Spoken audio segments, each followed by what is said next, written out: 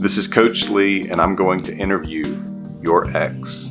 You probably didn't even know we were friends.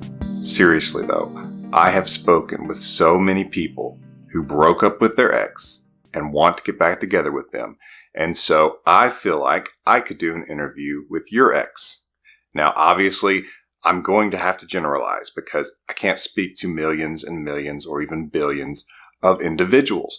But I can recognize patterns and give you that information, and hopefully it will help. And so I am going to share with you the 7 main points that your ex made in our interview. First thing they told me was that they know it's their place to reach out to you. Because they did the dumping, they get that the ball is in their court. And that's a major concern of people who have been dumped. A lot of you will ask, but do they think I should be the one to reach out? Do they think I should be the one to try to reunite this thing?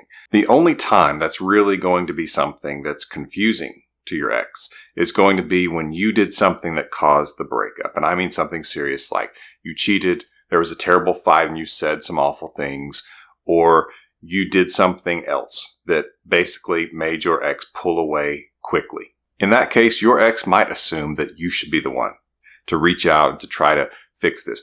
Otherwise, they get that since they were the one who broke up with you, that you should be the one to allow them to fix it. They should be the one to have to make the effort to fix this. You shouldn't have to fix what they broke. So they get that, and they tell me that. As a matter of fact, they will say those exact words. I realize it's my place to reach out, or I realize it's my place to make amends. So take that worry off of your table, that there's probably not confusion about that unless you have done something very bad. Number 2, your ex told me that they worry you won't take them back.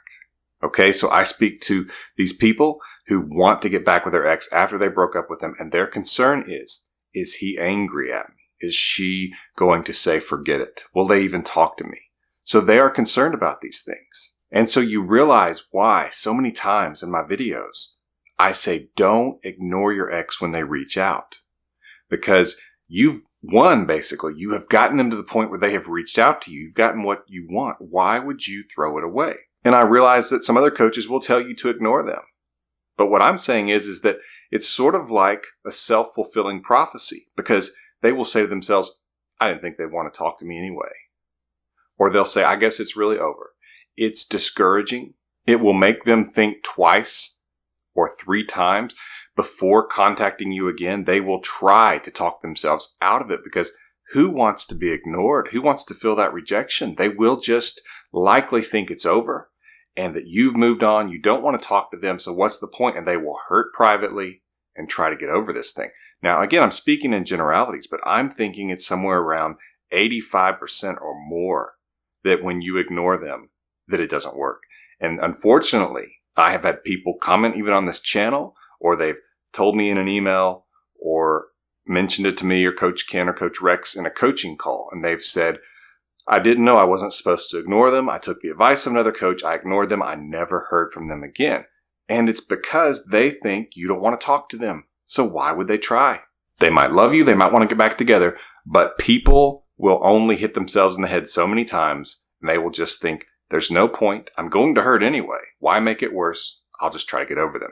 So again, let me encourage you, when they reach out to you, you don't have to tell them, oh, I've missed you so much. I'm so glad you've reached out to me. As a matter of fact, I don't suggest you do that at all. I suggest you be casual and polite, but they at least need to know you'll talk to them, because they're trying to get themselves to a place where they can ask you to get back together or meet face to face. But they want to see if you're even open to it. Because, for example, if they contact you and you respond with leave me alone, jerk, they know that asking you to meet up is probably not a good idea. But if they reach out to you and you're at least polite, you at least talk to them, then they can ask you to get face to face. But most people, if they're normal, are going to test the water to some degree. And that's what these other coaches don't seem to get. They seem to not have the number of calls and sessions and experience to be able to say, and they don't understand that this person may have every intention of getting back together with you, but that they are going to test the water just a little bit before they make a fool of themselves. That is the most reasonable thing I can say about it. and I don't get why there's disagreement about this. Don't ignore your ex if they reach out. Unless, of course, you don't want them back, and which by all means, don't respond. Before I get to number 3, take a quick second and subscribe to this channel so you can be notified when I have more videos like this that can help you get your ex back, help you have stronger relationships, help you overcome anxiety, and have a better life. Number 3, your ex told me that no contact made them reconsider. And I've heard this a lot. They'll say something like, I didn't hear from them. I don't know what's going on with them, so I only hope that they haven't moved on, but it at least made me think maybe I'm making a mistake, which is the reason in my videos that I tell you that no contact will actually make them have to think this through and wonder if they've really made the right decision. I tell you these things because I hear them, I see them, and that's what exes say. Most of the time, they haven't heard of anything called a no contact rule. They just say, I haven't heard from them. They haven't tried to contact me. They haven't reached out. They're not trying to get me back. They'll say things like that, and they tell me that it impacts them, that they reconsider because all of a sudden, their actions have consequences. If you're still contacting them, still trying to get them back, still pursuing them, their actions don't have consequences. They didn't lose you. You're right there. But when they don't hear from you, they have to consider that their actions could cause them to lose you. Yes, they should have thought of that before. I totally get you there. But they didn't. Most people don't know what things will feel like and how it will impact them until they actually experience it. That's why it's so important to give them the breakup and let them experience it. The 4th thing your ex told me was that they worry that they messed it up. In other words, it's not just they think, well, maybe you won't take them back. They fear that they have messed up the relationship going forward. And so that's why a lot of times these things can fade out, is that it's like, again, another self-fulfilling prophecy because they get back into the relationship with you. Things seem to be going okay, but they start to think, if I messed it up, it's going to be difficult. Or they see signs or things fade just a little bit and they just assume, well, yeah, I messed it up. It's beyond repair, so I might as well leave again. And that's why I really focus on this a lot in my emergency breakup kit. But that you should focus more on experiences together, having a good time together, a meaningful time together, and keeping things light rather than talk about the relationship and the negatives and just keep going through it over and over. Because the two of you, after the breakup, you really need an emotional break where you can have peace together, where things can just be easy, where conversation can happen and it's not going to be negative and depressing, but it's going to be a positive experience. And that's why it's important. Plan things to do together. Lead the other person in the process of getting back together with you, in that once they have come to you, once they've said they want to get back together and you two are doing this thing again, you need to either allow them to lead as it was before, or you need to be the leader in terms of planning dates that are going to be great experiences and put you two in the situation to where things can blossom, things can be more likely to result in good conversations, positive experiences, laughter, and all that kind of thing. So keep that in mind, that if you keep bringing up the breakup and the relationship and why did you do this and, this is a negative and all that, that it could be that they see that as, well, they messed it up and they might as well forget about it and break up with you again. There will be a time to talk about it, and you should, but keep it to a minimum. Talk about it a little bit, reach a mutual understanding, or not. Sometimes you just don't. Let it go and focus more on experiencing things together, living life together, and having a good time together. That's how feelings and attraction are rebuilt. Number 5 is very important. Your ex wants to be sure. And what I mean by that is that they don't want to get back in the relationship with you and then have to break up again. They don't want to put you through that. They don't want to put themselves through that. They don't want the awkwardness of it. They don't want to waste your time or their time. They don't want to have to go through this again. And so they want to be sure. And so that will sometimes result in a delay. So a lot of times people will say, I don't understand. My ex seems like they miss me. I don't know why they're not contacting me. I don't know why they haven't said, let's get back together. Even when they start reaching out to you, they will want to be sure. And that's why I tell you to keep it light and to keep it polite. Have a little bit of fun with them.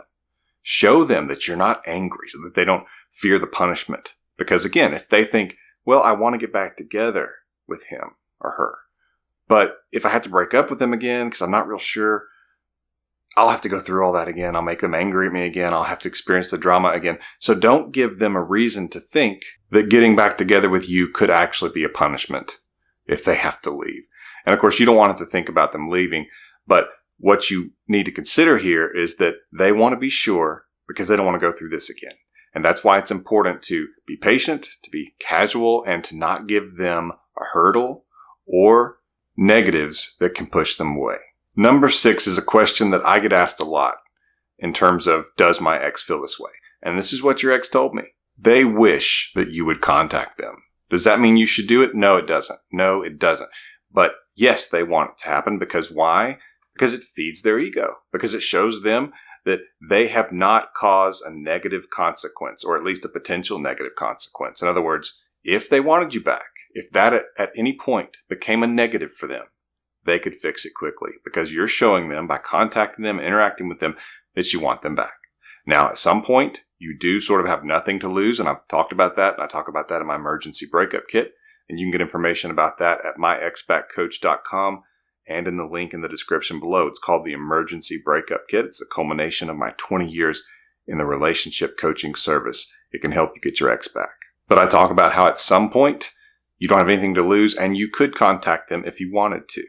By default, I say try not to, but there comes a point, and that's another video for another time, and I do talk about that in the Emergency Breakup Kit. But they want you to contact them because it feels good. We all like to feel like the other person's interested in us, and there's a time and place for that. That's why I tell people don't play hard to get. You shouldn't be super easy to get either, but if you play hard to get, it will be hard for them to want you, and people have to learn that the hard way because Hollywood and these other people who like little jingles and little cliches and like to sound deep will say hard to get is actually a good thing and that it works. It does not. But the bottom line is your ex wishes you'd contact them because it feels good. It would not help you get them back, but it sure would make them feel good and that they're still wanted by you. Don't fall for it. And the number 7 thing that your ex said in an interview was that they miss you. And they often tell me that they started missing the other person as little as a few days after the breakup. Because unless they hate you because you've done something awful to them, even if their feelings for you have faded, they still miss you to some degree. And you staying quiet and you staying away is only going to make that stronger within them and make them more likely to reconsider, for no contact to impact them more, and for them to reach out to you and to see if you want to get back together. This has been Coach Lee. Thanks for watching.